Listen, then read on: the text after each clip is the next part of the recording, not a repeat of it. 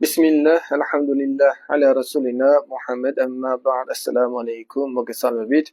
მარხვასთან დაკავშირებით შემოსულ შეკითხვებზე მინდა რამოდენიმე კითხვას პასუხი გავსცე. ერთ-ერთი კითხვა არის, რომ ადამიანი, რომელიც საზღვარგარეთ იმყოფება, ფითრა როგორ უნდა გასცეს იმ ქვეყნის მიერ დადგენილი რა ოდენობის თანხაც არის თუ საქართველოში რა ოდენობით არის ის უნდა გასცეს. რაც შეეხება ადგილმდებარეობას, სადაც ადამიანი იმყოფება, რომელ ქვეყანაშიც, არ აქვს მნიშვნელობა დროებით არის თუ მუდმივად ცხოვრობს იქ, იმ ქვეყანაში რა ოდენობითაც არის დადგენილი ფითრის თანხა, იმ ოდენობით უნდა გადაიხადოს. ხოლო საქართველოში, ანუ ჩვენთან რა ოდენობითაც არის დადგენილი, ეს მხოლოდ აქ მყოფ მცხოვრებ მორწმუნეებისთვის არის განსაზღვრული. ყველა ის ადამიანი, სადაც არ უნდა იყოს, იმყოფებოდეს, რომელ ქვეყანასაც რაოდენობით აქვს დადგენილი, იმ თანხას გადაიხდის.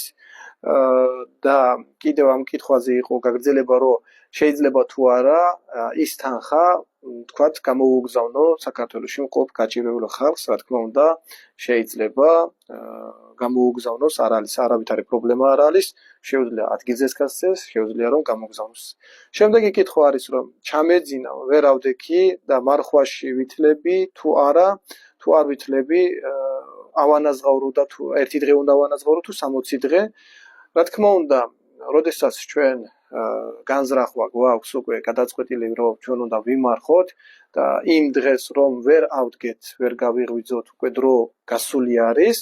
რა თქმა უნდა, ჩვენ მარხვაში ვიმყოფებით, ჩვეულებრივად არავითარი ზიანი, არავითარი ნაკლებობა არ ექნება მარხვას, ჩვეულებრივად გავაგრძელებთ მარხული ვიქნებით და არ საჭიროებს, თქვათ, ანაზღაურება და ასე შემდეგ. თუ ასეთ შემთხვევაში ადამიანს ეგონა, რომ მარხვაში არ იყო და თქვათ, ჭამას და ასე შემდეგ, ანუ გააკეთა ესენი შეასრულა, რა თქმა უნდა, შემდგომში ერთ დღეს აანაზღაურებს. რადგან არ იცოდა მარხვაში, უკვე გადაწყვეტილი არ ჰქონდა მას, რომ მარხვაში ყოფილიყო. შემდეგი კითხვა არის, რომ ადრე მოგვიწია გატეხვა 1 საათით შეცდომით და ჩვენ ისევ ერთი დღე უნდა ვანაზღაუროთ თუ 60 დღე.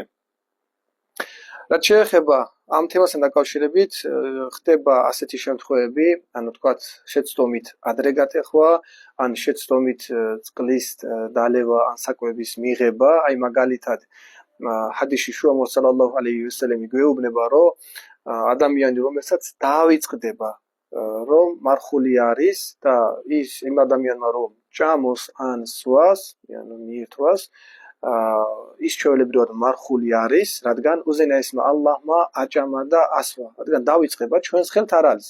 მაგრამ ადამიანს არ დავიწყებია, მაგრამ შეცდომით, თქვათ, ვუდუს აბდესის აღების დროს წყალი გაექცა, ან შეცდომით სხვა პიროვნებამ რაღაც მოახვედრა პირში და გადაცდა და ასე შემდეგ, ან ის ამ ფორმით როგორც რომ კითხვა არის დასული, რომ შეცდომით, თქვათ, 5 წუთით ან რამოდენიმე წუთით ადრე მოგვიწია გატეხვა, ესეც რა არის, ანუ შეცდომით გატეხილ მარხვა, შეწყვეტილ მარხვას მხოლოდ ერთი დღეს სჭირდება ანაზღაურება. მინდა ამ დროებთან დაკავშირებით, გატეხვასთან დაკავშირებით, რა დროც არის განსაზღვრული, თუ ის დრო არ შევა, თუნდაც ზოგჯერ ხდება, რომ ანუ 2 წუთით ადრე ან 1 წუთით ადრეთაც რო იქნას, მარხვა იშლება. ამიტომ რა არის, დროებს უნდა გავაფრთხილდეთ. თუ უკეთესი იქნება 1 წუთს თუ ანუ გადაცდება კიდე ან დრო შევიდა 1 წუთიც რომ მოვიცადოთ დაახლოებით, უფრო უკეთესი იქნება დაზღვეულიც ვიქნებით.